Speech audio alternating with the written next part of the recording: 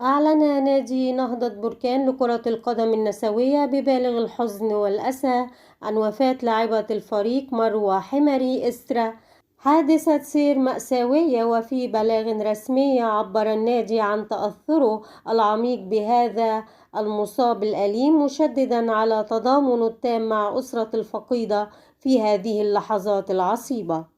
ولقيت الشابة مروة مصرعها في حادثة سير وقعت صباح اليوم الخميس بالطريق السيار الرابط بين الرباط ومكناس لإقليم الخميسات. ووفقا لمصادر متطابقة فإن الحادث نجم عن اصطدام قوي بين سيارتين، وكانت اللاعبة قد وقعت قبل أسبوعين على عقد احترافي مع نهضة بركان لمدة 3 سنوات، رحمها الله وأسكنها فسيح جناته ورزق أهلها جميل الصبر والسلوان.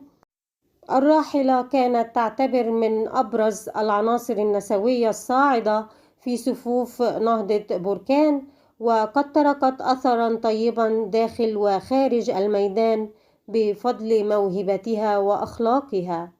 إنا لله وإنا إليه راجعون.